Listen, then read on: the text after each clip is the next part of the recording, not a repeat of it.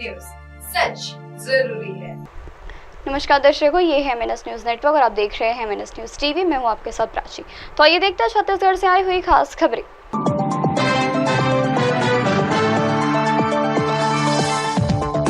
पटरी पार वार्डों में पहुंची मार्ग को खोलने की मांग। प्रेस वार्ता कर ग्रामीणों ने लगाया आरोप। संविधान यात्रा प्रारंभ। आइए देखते हैं खबरें विस्तार से। पटरी वार्डों में पहुंचे मार्ग को खोलने की मांग की गई। रिपोर्टर रोहिता सिंह भुवाल की खास खबर दुर्ग से। दुर्ग में अयोध्या नगर क्षेत्र उत्तर के वार्ड 17 के पारदर्शक देवानारायण चंद्रकार ने नेशनल हाईवे के किनारे वार्डों में पहुंचे मार्गों को खोलने की मांग की। बता दें, वार्ड में पहुंचे मार्ग लगभग 30 फीट का है। इसके आगे नाली पर सैलाब की ढलाई की गई थी, जिससे नेशनल हाईवे द्वारा सैलाब को उखाड़ दिया गया। वह मार्ग में मोटी बाला ढलाई कर दी गई, जिससे मार्ग अवरुद्ध हो गया।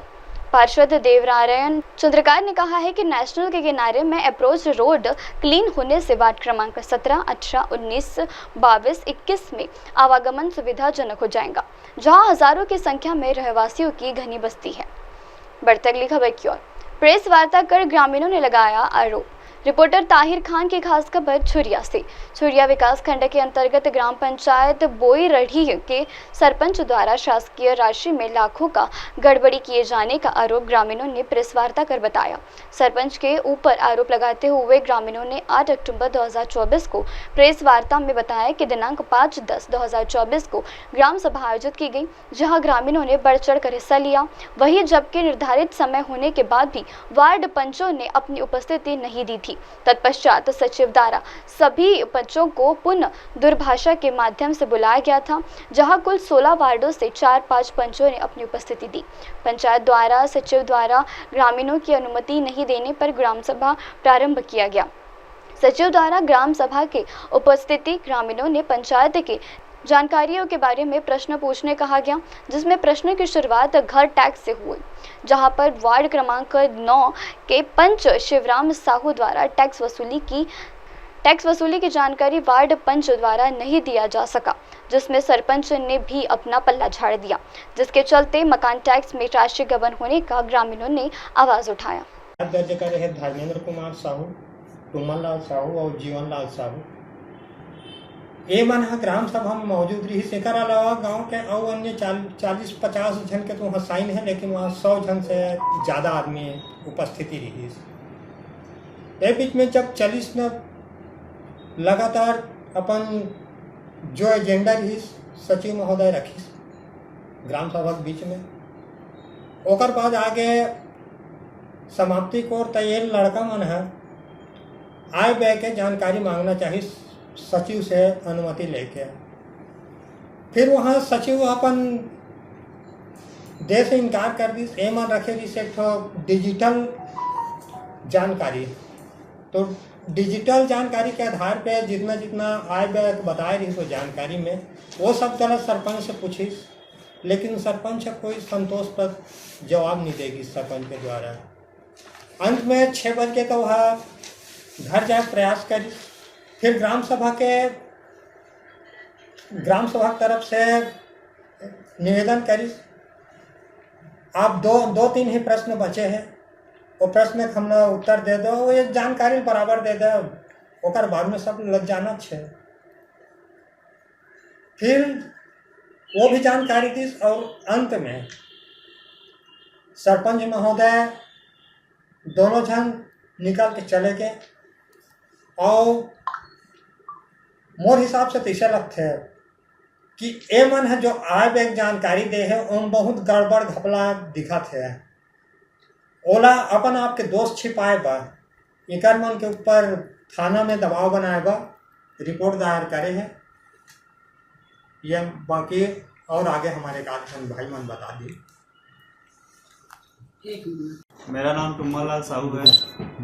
हमारे ग्राम पंचायत बोईरढ़ी में 5/10/2024 दिन शनिवार को ग्राम पंचायत के द्वारा जो है ग्राम सभा आयोजित किया गया था, जिसमें जो है हम युवाओं समेत समस्त जो ग्रामवासी है वो उपस्थित हुए।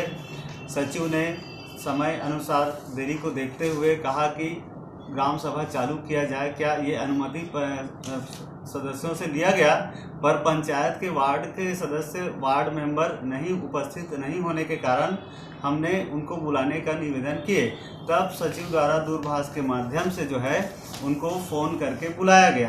फ़ोन करने के बाद बुलाने के बाद भी बड़ा मुश्किल से 4 से 5 जो है वार्ड पंच ही उपस्थित हो पाए, जहां पर उसके बाद जो है फिर से ग्रामवासियों के अनुमति के अनुसार सचिव ने जो है अपना ग्राम सभा का एजेंडा सामने रखा। उन्होंने अपने ग्राम सभा एजेंडा ख़त्म होने के बाद जो है ये सवाल करने के लिए वो बोला कि आप जो है मेरे एजेंडा के अलावा ग्राम पंचायत के आप नागरिक हैं, आपके पास अगर कोई सवाल होगा, पुराना रिकॉर्ड आप जो है जानना चाहते हैं तो आप सवाल कर सकते हैं। उसके बाद जो है हम युवाओं ने ये कहा कि हम जैसे गांव के युवा हैं, हम कुछ जानकारी अगर पूछते हैं तो बताएंगे कि नहीं।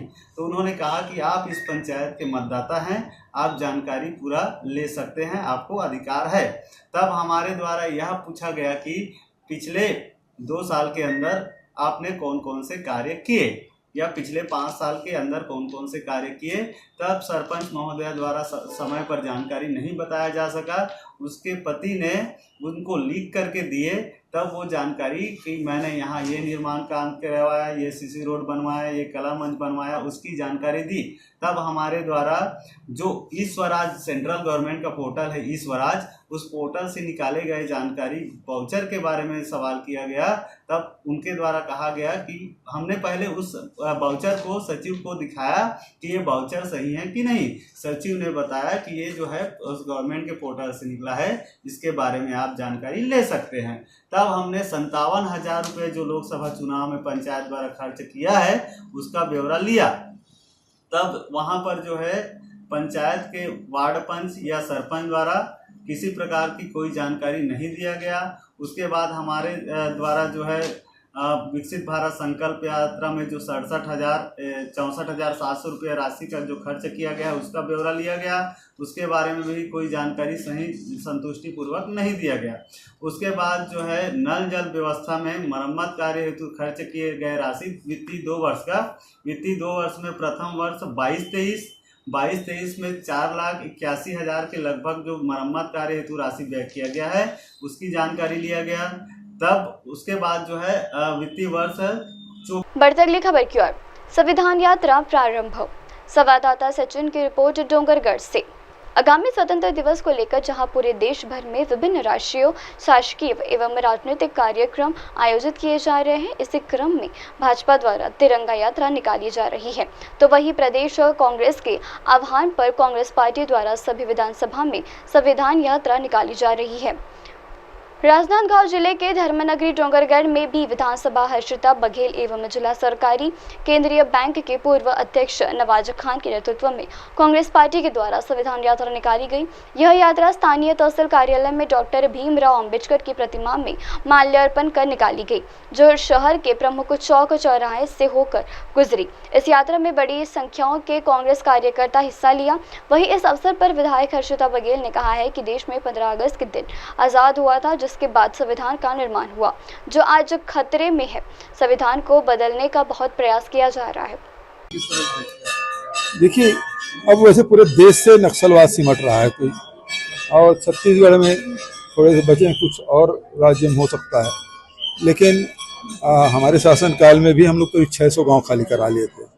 अबूझमाड़ एरिया जहाँ अभी ऑपरेशन हुआ, वहाँ जो इंद्रावती पे 2-2 पुल हम लोगों ने बनाया, और उसके बाद वहाँ से स्कूल, आंगनबाड़ी केंद्र, पीडीएस साहब, वो सारे कुछ वहाँ खुले। हार्ट बाजार क्लिनिक योजना वगैरह सब शुरू हो गए थे, तो उधर से आवागमन शुरू हो गया था, तो ऑपरेशन करने में आसानी हुई। वक्त तो चाहे दर्शकों ब्रेक का, ब्रेक शॉर्ट के बाद देखिएगा देश और दुनिया की तमाम बड़ी खबरें। बने रहिए MNS न्यूज़ टीवी पर। नमस्कार।